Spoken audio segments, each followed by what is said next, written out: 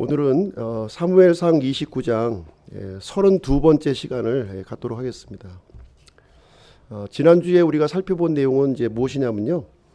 사울이 엔돌에 있는 점쟁이를 만나는 그런 장면을 우리가 함께 살펴보았습니다. 사울은 이제 블레셋과의 그 전투를 진행하면서 전쟁을 하면서 하나님께 이렇게 기도를 했어요. 기도를 했는데 하나님께서는 이제 응답이 없으셨죠.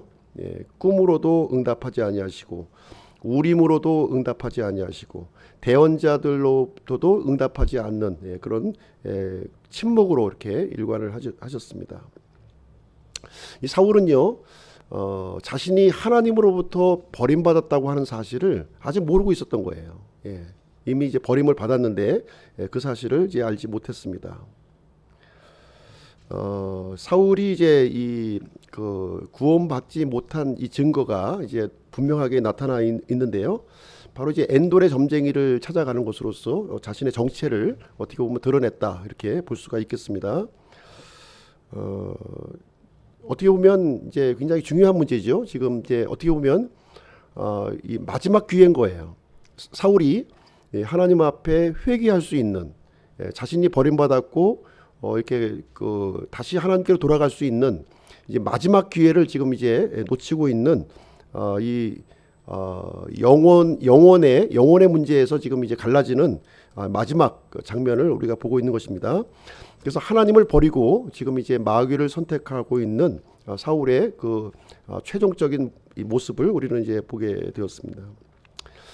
사울의 문제점을 이렇게 좀 보시게 되면요, 지금까지 보시면 철저히 그 하나님 중심으로 살았던 것이 아니라 자기 중심으로 살았던 거예요. 그렇죠? 그 사울의 마음 속에는 하나님이 있지 않고 철저히 이 자기 논리에 의해서 지금까지 살아왔음을 이제 보게 됩니다. 그러다 보니 하나님의 뜻보다는 이 자신의 뜻을 이렇게 추구한 거죠. 이게 하나님의 뜻과 자신의 뜻과 일치했을 때는 아무 문제가 없었어요. 그러나 하나님의 뜻과 자신의 뜻과 이렇게 충돌이 일어났을 때에는 항상 하나님의 뜻을 내려놓고 자신의 뜻을 이제 쫓아가는 사울의 모습을 이제 보여주었던 것이죠.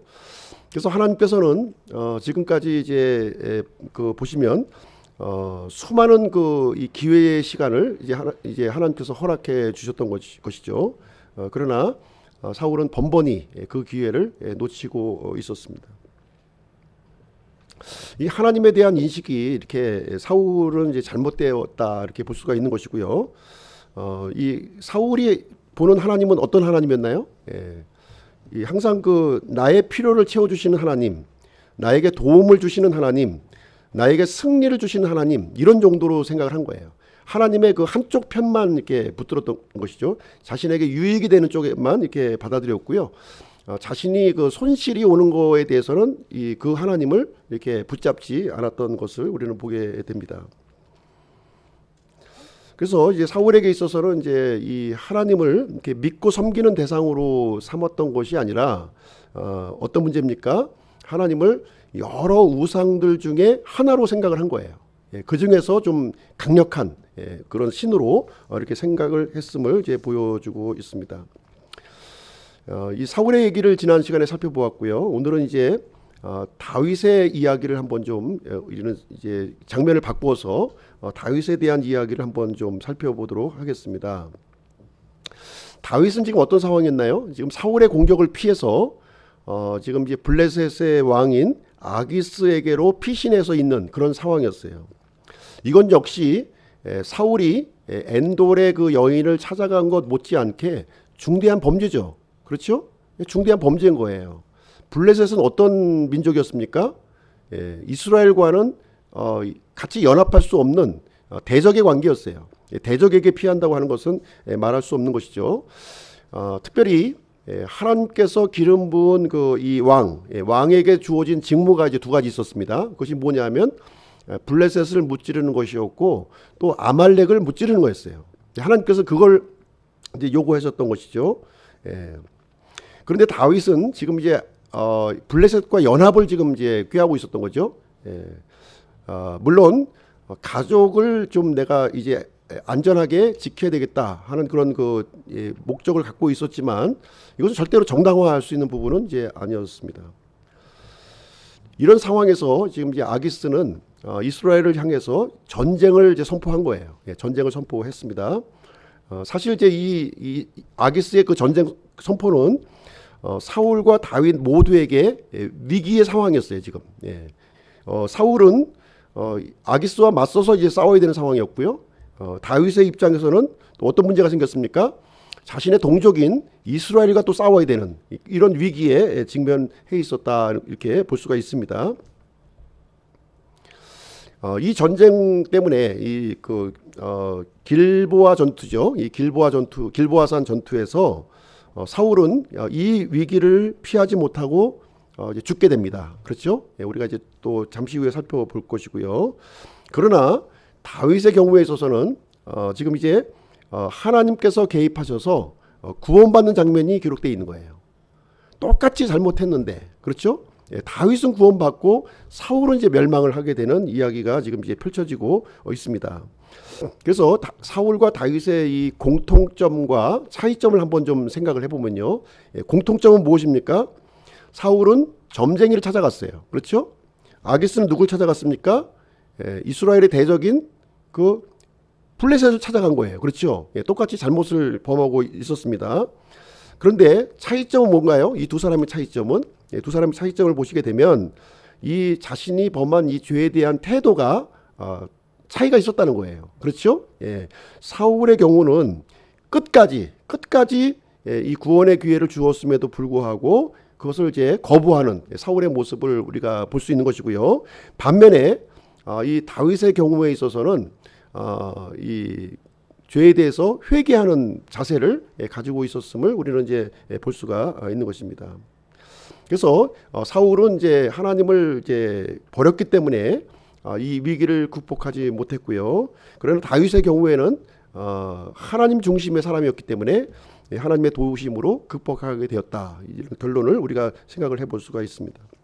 그래서 오늘은 다윗이 지금 이 중체대한 위기에서 동족과 싸워야 되는 상황이잖아요. 지금요. 아기스에게 피해 있었고 아기스를 위해서 무언가 이제 충성스러운 일을 해야만 하는 다윗의 위치였어요. 그런 상황에서 어떻게 이 위기를 모면하게 되는지 그 부분에 대해서 함께 오늘 이제 29장 말씀을 통해서 함께 살펴보도록 하겠습니다. 1절, 2절을 보시게 되면 이제 다윗의 위기를 맞아 있는 그런 상황을 우리에게 설명을 해주고 있는데요. 1절, 2절 1절을 한번 보시겠습니다. 1절을 보시게 되면 이제 블레셋 사람들은 자기들의 모든 군대를 아벡에 함께 모았고 이스라엘 사람들은 예스르엘에 있는 셈 옆에 진을 쳤더라. 자, 오늘 이제 지도를 제가 하나 준비를 했는데요. 지금 이제 가져오질 못해가지고 그냥 이제 말로 설명을 좀 해드리도록 하겠습니다. 여기 이제 블레셋이 지금 어디에 진쳐 있다고요? 아벡에 진쳐 있는 거예요. 아벡에 진쳐 있고 이스라엘은 지금 이제 예스르엘 셈 옆에 진을 쳤다. 이제 이렇게 얘기를 해주고 있습니다. 근데 우리가 지난 시간에 우리가 엔돌의 여인을 우리가 좀 이제 얘기를 하면서 이 블레셋은 어디에 진을 치고 있었습니까? 수넴이라는 곳에 진쳐 있었던 거예요. 수넴에 진쳐 있었고, 그죠? 사울은 이제 길보아 산에 있었고요. 이렇게 있었다 이렇게 말씀을 드렸습니다. 근데 이 수넴이라고 하는 지역은 어떤 지역이냐면 좀 내륙 쪽이에요. 이스라엘 내륙 쪽에 있는 도시예요. 그리고 아벡은 그 전에 이제 이 블레셋 진영에 있는 도시인 거예요. 성읍. 그렇죠? 그 성읍을 이제 얘기를 해주고 있습니다. 그래서 지금 이제 순서상 맞지 않는 거죠. 28장은 이스라엘의 내륙에 있는 수넴에 있는 그 이야기를 지금 이제 진행을 한 거고요. 지금은 이제 수넴을 오기 전에 지금 아벡에 있는 상황을 지금 얘기해 주고 있는 거예요. 그 상황을. 그러니까 시간 순서상으로 봤을 때는 이제 지금 29장이 28장보다 앞에 있는 거죠, 지금. 앞에 있다 이렇게 보시면 돼요. 왜 그럼 이렇게 순서가 뒤바뀌었느냐 하는 이유는 무엇이냐면 지금 이제 이 사람 중심으로 지금 이제 이 글을 기록하고 있기 때문에 그런 거예요. 시간 순서상으로 이걸 기록하는 것이 아니라 사람 순서, 먼저 사울의 얘기를 먼저 하고, 사울의 지금 얘기를 하고, 지금 이제 누구 얘기를 하는 거예요? 다윗이 처한 이 얘기를 지금 하는 거예요. 그렇기 때문에 좀 바꿔진 거예요. 그러니까 그 28장은 이미 이제 블레셋 군대가 이스라엘의 내륙 쪽에 완전히 들어와서 진을 치고 있는 상황에서 사울이 이 보인 행동의 모습을 이제 기록한 것이고요. 지금은 이제 이 내륙까지 들어오기 전에 그 직전에 이제 막 그 군대들을 집결하고 있는 그런 상황에서 이 다윗에 대한 이 이야기를 지금 이제 하려고 지금 이제 29장을 기록하고 있다 이렇게 보시면 되겠습니다. 2절 말씀 보실게요. 2절 보시게 되면 블레셋 사람들의 귀족들은 수백 명씩 수천 명씩 나아가되 다윗과 그의 사람들은 아기스와 함께 후위대에 나아갔더니 이렇게 기록이 되어 있습니다. 여기 보니까 블레셋 군대들이 지금 이제 그 수백 명씩 수천 명씩 착착착착 지금 이 밑에 있는 지방에서부터 올라오고 있는 거예요. 지금 이스라엘 위쪽으로. 지금 이제 그 이스라엘을 이제 이렇게 그 측면에서 공격을 하려다 보니까 이 산악지대이기 때문에 그 도저히 이게 접근이 안 되는 거예요. 이스라엘 쪽으로. 그러다 보니까 맨 위쪽으로 올라가서 거꾸로 내려치려고 그러는 거죠. 지금 이렇게 해안지대를 따라서 쭉 올라가서 위에서 밑으로 내려치려고 하는 거예요. 옆에서 칠래니까 이 깎아지른 요새가 있고 공격하려고 그러면 산속에 들어가서 숨고 하니까 이 블레셋 군대들이 어떻게 할 수가 없었던 거예요. 그래서 이제는 이제 쭉 위로 올라가서 거꾸로 유턴해 가지고서 밑으로 내리치려고 지금 이제 블레셋 군대들이 지금 이제 진행하고 있는 건데 굉장히 많은 군대들이 지금 이제 그 올라오고 있는 수백 명씩 수천 명씩 열을 지어 가지고 계속 그 진군을 해서 아벡 쪽에 진을 치고 수넴까지 지금 이제 가려고 하는 그런 상황에 놓여 있었다. 이 얘기를 해주고 있는 거예요. 이런 상황에서 지금 이제 아기스와 다윗은 어디에 있다고요? 지금 후위대 지금 이제 뒤편에 지금 머물러서 어떻게 보면 총지휘를 하고 있는 거죠. 지금 전쟁에 사령부에서 지휘를 하고 있는 그런 모습을 이제 보여주고 있다 이렇게 보시면 되겠습니다. 그런데 이제 이런 상황에서 좀 이제 어떤 일이 이제 벌어지게 되었냐면 블레셋 군대들이 쭉쭉쭉쭉 올라가면서 그 이 장군들이 볼 때 이상한 장면을 본 거예요. 그 후위대 사령부에 보니까 지금 이스라엘하고 지금 전쟁을 하는 상황인데 그 아기스와 함께 있는 사람들이 누구예요? 이스라엘 군대가 있는 거. 이스라엘 군대. 아니 지금 이스라엘하고 전쟁을 하려고 그러는데 이 아기스는 전쟁을 총지휘하는 그 어떻게 보면 이제 최고 통치자예요. 예, 그런 상황에 있는 사람이 이스라엘 군대들과 함께 있는 모습을 본 거예요.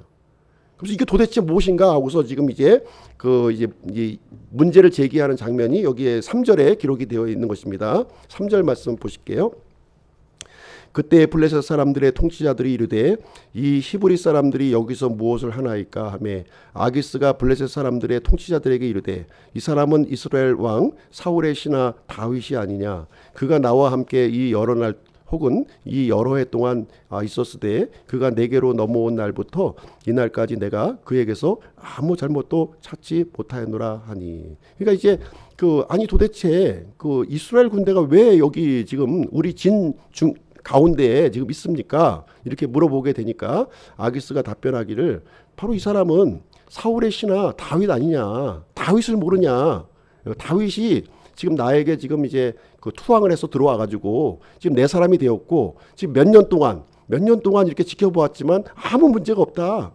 이 전쟁하는데 전혀 문제가 없다 하고서 지금 이제 이 다윗을 변호하고 있는 이 아기스의 모습을 이제 보여주고 있는 것입니다. 사실 이제 이 블레셋 사람들은요 어떻게 구성이 되어 있냐면 5개의 도시로 이제 이렇게 구성이 되어 있는 거예요. 연합 도시예요. 그렇죠? 예, 5개의 그 중에 아기스는 어디 왕이에요? 예, 가드 왕이에요. 이 가드가 있었고 그 다음에 또 어디가 있었습니까? 가자, 에글론, 아스돗, 아스글론 이렇게 해가지고 5개의 도시로 연합되어 있는 거예요.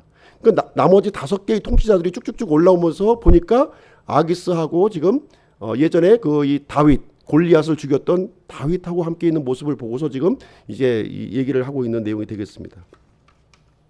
이 아기스는 이제 설명을 했겠죠. 예, 왜 다윗이 여기 있느냐? 이 다윗 때문에 우리는 전쟁에 승리를 할 수 있다는 거예요.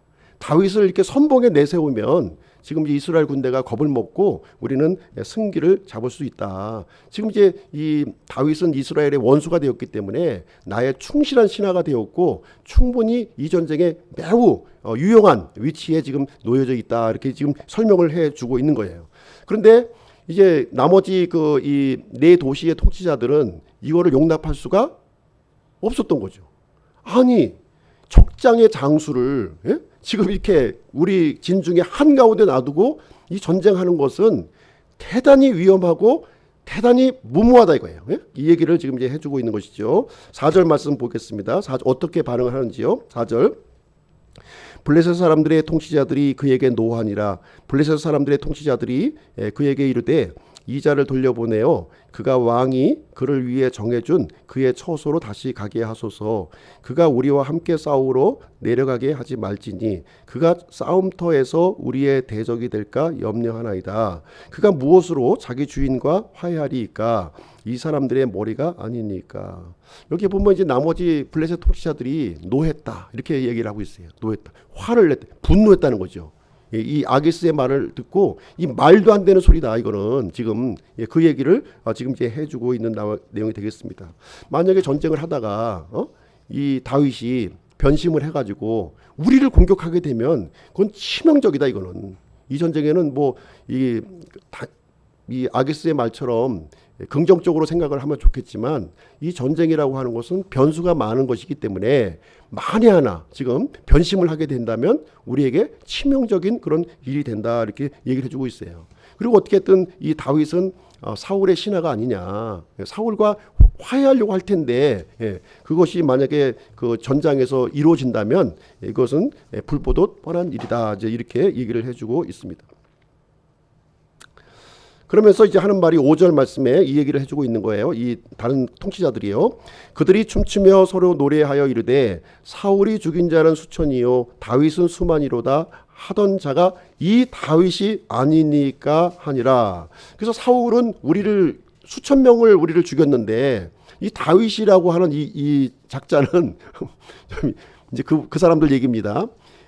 수만을 죽인 그 장본인이다. 지금 이 얘기를 해주고 있는 거예요. 지금 어떻게 우리는 도저히 우리가 전쟁을 안 하면 안 했지 이 다윗과 함께 우리가 전쟁은 할 수 없다. 이제 이렇게 얘기를 해주고 있어요. 그러니까 아기스는 이제 더 이상 이제 자신의 의도는 이렇게 그 다윗을 앞세워 가지고 이스라엘을 이렇게 완전히 무력화시키는 것이 계획이었지만 나머지 통치자들이 뭐 아주 뭐 이 반대가 하여튼 뭐 엄청나게 하니까 도저히 이제 그 다윗을 이제 더 이상 변호할 수가 없었고 이제 철수를 시키기로 이렇게 결단을 내리게 됩니다. 자, 그래서 이제 다윗은 이제 이 동족인 이스라엘과 전쟁을 하지 않아도 되는 자연스럽게 아기스와 다른 통치자의 어떤 이런 갈등 문제로 이제 이 전장에서 철수를 하게 되는 그런 상황이 이제 벌어지게 됩니다. 6절 7절 말씀 보겠습니다. 6절 7절. 이에 아기스가 다윗을 불러 그에게 이르되 주께서 살아계심을 두고 맹세하거니와 분명히 내가 올바르며 내가 내게 온 날부터 이날까지 내가 내게서 악을 보지 못하였으므로 내가 나와 함께 군대 안에서 나가고 들어오는 것이 내 눈앞에서는 좋게 보이나 그럼에도 불구하고 귀족들이 내게 호감을 갖지 아니하니 그런즉 이제 너는 돌이켜 평안히 가서 블레셋 사람들의 귀족들을 노엽게 하지 말라 하니라. 이제 어떻게 된 겁니까? 이제 아기스 입장에서 다윗을 구슬러야 되는 거죠. 이제 이 전쟁을 하기로 모든 것이 다 이렇게 그 합의가 되었는데 이 다윗을 이제 돌려보내려면 이제 합당한 명분을 가지고 이렇게 좀 달래야 되는 그런 상황에 놓여진 거예요. 그래서 다윗을 불러가지고 지금 이제 자초지종, 나는 지금 너와 함께 전쟁을 하고 싶지만 그렇게 하지 못하고 반대가 너무 심하니까 이런 갈등 중에 어떻게 전쟁이 일어날 수 있느냐. 그러니까 조용히 떠나서 내가 있던 처소로 돌아가라. 이렇게 이제 그 회유하는 장면이 여기에 기록이 되어 있습니다. 이 얘기를 들은 그 다윗은 어떤 마음이었을까요? 진짜 이 안도의 한숨을 쉬었겠죠. 그렇죠? 싸울 수도 없고 안 싸울 수도 없고 지금 진퇴양난에 스스로 벗어날 수 없는 어떤 그 이 올무에 지금 이제 빠져 있는 상황이었는데 아니 너무나도 이 자연스럽게 자신이 빠져도 되는 그런 상황에 놓이게 되어졌다. 이제 이렇게 얘기를 해주고 있습니다. 그래서 이제 8절 말씀에 보면 다윗이 아주 담대하게 아기스에게 또 얘기하는 장면이 여기에 있습니다. 8절. 다윗이 아기스에게 이르되 그러나 내가 무엇을 하였나이까? 내가 이날까지 당신과 함께 있는 동안 당신이 당신의 종에게서 무엇을 보셨기에 내가 가서 내 주 앞에 원수들과 싸우지 못하게 하시나이까? 참 이 다윗의 연기력이요, 아주 탁월한 것 같아요. 예전에 그 아기스하고 도망할 때도 미친 척 해가지고서 침을 질질질 얼마나 연기를 잘했길래 그때 이제 그 도망치는 일도 있었는데 지금 이 자리에서도 지금 이제 그 아주 뭐 이 깜빡 속아가 넘어갈 수 있는 연기를 지금 이제 해주고 있는 내용이 참 전쟁을 하지 못해서 너무나도 아쉽다 내가 지금 예? 이 하늘에 한이 맺힌다는 뜻으로 지금 이제 아기스에게 얘기하니까 아기스는 이제 더 미안한 거죠. 예, 더 신뢰가 가고 이런 상황에 지금 이제 놓여지게 되고 있습니다. 이런 모습이 다윗에게 합당한 모습입니까? 예, 합당한 모습이 아니죠 지금. 예, 지금 이 첫 단추가 엉켜지니까 모든 것이 지금 이제 엉망진창으로 되어져 있는 다윗의 모습을 우리는 이제 볼 수가 있습니다. 9절 말씀 보실게요. 9절.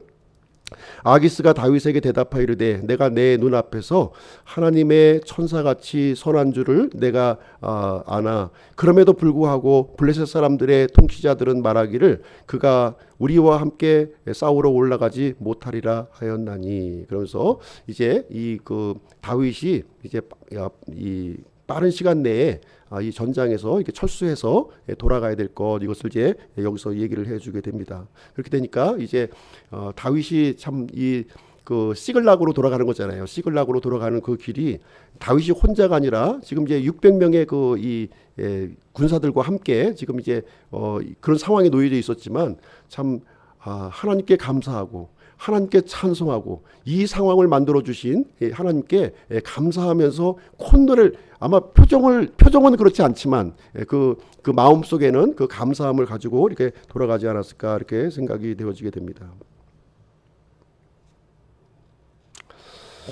자, 이것으로 인해서 이제 다윗이 아주 급박한 위기를 이제 모면하게 되는데요. 이 모든 것이 바로 하나님께서 우리가 개입하셨다는 것을 우리가 생각을 해볼 수가 있습니다. 그래서 이제 다윗과 이 아기스는요, 정반대의 길을 가는 거예요. 그래서 다시는 만나지 못해요. 다시 만나지 못하는 정반대의 길로 이렇게 가게 됩니다. 그래서 우리가 살아가면서 우리가 이제 이 다윗처럼 실수를 할 수가 있다는 거죠. 얼마든지 이렇게 잘못을 범할 수가 있습니다. 이런 상황에서 우리는 이제 누구를 의지해야 되나요? 이런 상황에서 당연히 하나님을 의지해야 되죠. 이성적으로는 당연히 하나님을 의지해야 되죠. 그러나 누구를 의지합니까? 결국은 우리는 아기스를 의지할 수밖에 없는 것이 우리의 육신의 연약한 모습이다 이렇게 우리에게 말씀을 해주고 있는 내용입니다. 그래서 우리가 이제 교회에서 이렇게 하나님 말씀 듣고 이렇게 하면 당연히 진리를 따라야 되고 당연히 하나님을 신뢰해야 되지만 현실 속으로 우리가 이 세상으로 나가게 되면 하나님은 우리가 보이지 않고 돈을 따르고 또 세상을 따르고 권력을 따르는 우리의 모습을 우리는 이제 보게 됩니다. 그래서 우리는 얼마든지 이 다윗과 같이 이렇게 이중적인 태도를 취할 수가 있다는 거예요. 이중적인 태도. 한편으로는 하나님을 믿는다고 하면서 또 한편으로는 이렇게 세상을 또 따라가는 우리의 모습을 우리가 이제 볼 수가 있습니다. 이런 상황에서 우리 이제 오늘 말씀을 통해서 적용할 교훈을 한번 좀 보시도록 하겠습니다. 첫 번째는요, 타협은 점점 우리를 수렁으로 빠지게 한다는 거예요. 타협은 점점 수렁으로 빠지게 한다. 다윗과 아기스는 좋은 뜻으로 처음에 연합을 했습니다. 그렇죠? 그러나 입장은 틀렸어요. 입장은 서로가 완전히 틀린 입장을 가지고 타협을 했습니다. 다윗은 가족들을 이렇게 좀 도와주려고 하는, 안전을 구하려고 하는 마음을 가지고 있었고, 아기스는 어떤 마음을 가졌습니까? 이 다윗을 충성스러운 신하로 만들고 이스라엘의 대적으로 지금 삼으려고 했던 거예요. 그래서 영원히 자신의 신하로 이렇게 올가매려고 하는 의도를 가지고 있었습니다. 그런데 이 문제가 이제 다른 블레셋의 통치자들에 의해서 이 아기스의 의도는 좌절되고 말았다. 이렇게 본문은 우리에게 가르쳐주고 있는 것이죠. 만약에 아기스의 의도대로 계속 되었다면 어떻게 되었을까요? 다윗은 아마도 더 깊은 수렁으로 빠지게 되었을 거예요. 그렇죠? 그리고 이스라엘과 이렇게 싸웠다면 아마 큰 오점을 왕이 되었을지라도 큰 오점을 남는, 그리고 또 이 왕이 되는 시기가 또 이렇게 더 연장될 수도 있는 상황이었어요. 그렇죠? 그러나 이게 하나님의 개입을 통해서 이렇게 원만하게 이렇게 위기에서 빠져나오는 그런 모습을 우리가 보여주고 있습니다. 그래서 이 내용을 통해서 우리가 생각해 볼 수 있는 것은 무엇이냐면 이렇게 그 아슬아슬한 줄타리기를 하지 말라는 거예요. 이렇게 처음부터 우리가 단호한 마음을 가지라는 것이죠. 이 타협을 하지 말라는 거예요. 조금의 타협은 결국은 우리에게 큰 깊은 수렁으로 점점 빠지게 한다는 것을 우리에게 알려주고 있는 것입니다. 만약에 하나님이 개입하지 않으셔서 도와주지 않으신다면 어떻게 될 거예요? 우리에게 심각한 믿음의 그 몰락을 우리가 경험하게 될 것입니다. 그래서 우리는 매 순간 기도하면서 우리가 이러한 부분에 빠지지 않도록 이렇게 정신을 차려야 될 줄로 생각을 합니다. 두 번째는요, 잘못된 잘못된 선택에는 반드시 징계가 따른다는 거예요. 반드시 징계가 따른다 이렇게 얘기해주고 있습니다. 우리가 죄를 자백하면 하나님은 용서해 주시죠. 용서해 주십니다. 죄를 자백하면 용서해 주셔요. 그러나 죄에 대한 책임까지 면해 주시는 거 아니에요. 죄는 용서해 주시지만 죄에 대한 책임까지 그걸 면해 주는 것은 아니다 이렇게 우리에게 말씀해 주고 있습니다. 그래서 예수님께서 우리의 죄를 용서해 주신 것은요, 형사법상의 죄를 용서해 주신 거예요. 그렇죠? 민법상의 죄는 여전히 있는 겁니다. 우리가 살아있는 동안에 갚아야 돼요. 그거는 민법까지 갚아주신 거 아니에요. 예전에 밀량이라고 하는 이 영화에서 이 감옥에 갇힌 이 살인범은 민사상의 죄까지 해결된 것으로 하니까 화가 난 거죠. 그렇죠? 화가 난 거예요. 그렇습니다. 우리는 예수님이 우리의 죄를 용서해 준 것은 형법상의 죄를 용서해 주신 거예요. 그렇죠? 그러나 민법상의 죄까지 완전히 면제해 준 것은 아니다. 우리가 살아있는 동안에 그거는 두고두고 갚아야 되는 거예요. 그래서 우리가 잘못된 선택에 대해서는 우리가 회개하고 하나님께 용서하면 우리가 용서를 받아요. 그렇지만 그 선택에 대한 책임은 우리가 받아야 된다는 것을 여기서 가르쳐주고 있는 내용이 이제 되겠습니다. 그렇죠? 그래서 이 다음 장 30장을 우리가 보겠지만 이 다윗의 이 잘못된 선택, 이 아기스와의 이 불의한 연합을 통해서 이 시글락에 있던 자신의 가족들에게 엄청난 그 일이 발생되는 모습을 우리는 보게 될 것입니다.